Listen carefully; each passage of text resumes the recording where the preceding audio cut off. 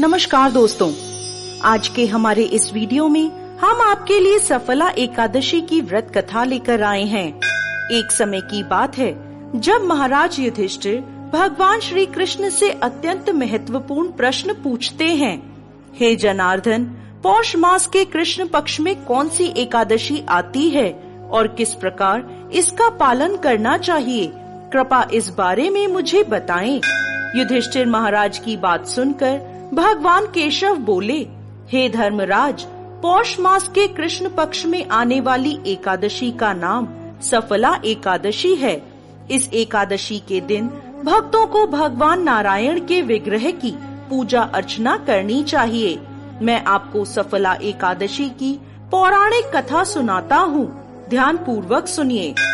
एक समय चंपावती नाम की एक सुंदर नगरी थी, जहाँ माहेश्मत नाम के एक अत्यंत पराक्रमी और धर्मनिष्ठ राजा राज्य करते थे। उनके 4 पुत्र थे। राजा का सबसे ज्येष्ठ पुत्र लुम्पक सदैव पाप कर्मों में लिप्त रहता था। स्त्री दुराचार, जुआ खेलना, ब्राह्मण और शास्त्रों का अपमान करना, वैष्णवों की निंदा करना उसके लिए सामान्य कार्य थे। उनके इन पाप कर्मों का असर राज्य पर पड़ने लगा। एक दिन राजा माहिष्मत ने उसे अपने राज्य से निष्कासित कर दिया। लुम्पक राज्य के बाहर के एक जंगल में रहने लगा, लेकिन अभी भी उसकी पापमय प्रवृत्ति में कोई कमी नहीं आई। वो दिन में जंगल के प्राणियों का शिकार करता और उनके मांस का भक्षण करता था, और रात्रि के समय नगर में जाकर लूटपाट करता था। अनेक बार लोगों ने उसे चोरी और लूटपाट करते पकड़ा भी था, लेकिन लुम्पक के पाप कर्मों का अंत नहीं हुआ।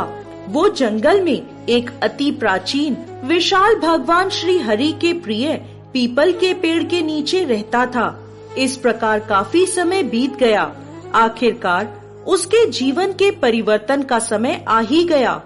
एक दिन संयोगवश पौष मास की ठंड के कारण वो सारी रात सो नहीं पाया। शीत लहरों से बचने के लिए उसके पास पर्याप्त वस्त्र नहीं थे।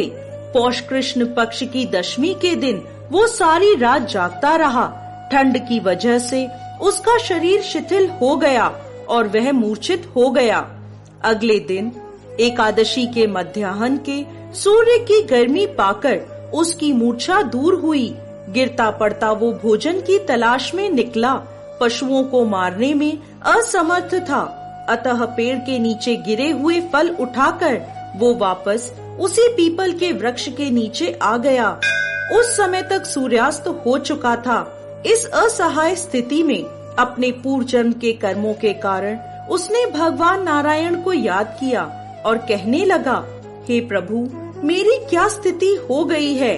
अब यह फल आप ही को अर्पण हैं। इन फलों से आप ही तृप्त हो जाइए। उस रात्रि भी ठंड के कारण वो सारी रात जागता रहा और भगवान का स्मरण करता रहा। इस प्रकार अनजाने में उसका एकादशी के व्रत का पालन हो गया।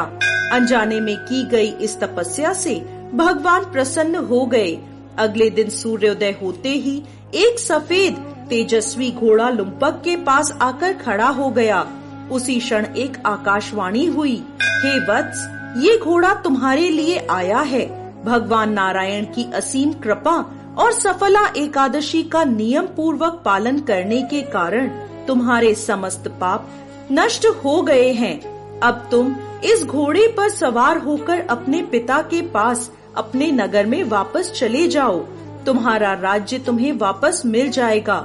ऐसी आकाशवाणी सुनकर वह गदगद हो गया। सफला एकादशी से अर्जित पुण्य फल के कारण उसका शरीर पुनः कांतिमान हो गया। उसी क्षण वो अपने राज्य को वापस आया और अपने पिता से क्षमा याचना करने लगा और उन्हें सारा वृत्तांत कह सुनाया। उसके पिता ने जब उसे समस्त सद्गुणों से युक्त देखा तो वह अत्यंत प्रसन्न हुए और लुम्पक को राज्य का कार्यभार संभलाकर वो वन को तपस्या के लिए चले गए। इस प्रकार लुम्पक ने अपने राजकुमार होने के सभी दायित्वों को निभाया। अपने पिता के पद चिन्हों का अनुसरण करते हुए वो अपने देह को त्यागने के बाद वैकुंठ लोक को प्राप्त हुआ। कथा समाप्त करते हुए भगवान श्री कृष्ण कहते हैं, हे राजन, जो व्यक्ति सफला एकादशी की इस कथा का श्रवण या पाठन करते हैं, उन्हें राजसूय यज्ञों का पुण्य फल प्राप्त होता है। उनके समस्त कष्ट नष्ट हो जाते हैं और अंत में वैकुंठ को वो प्राप्त करते हैं। जय श्री हरि विष्णु।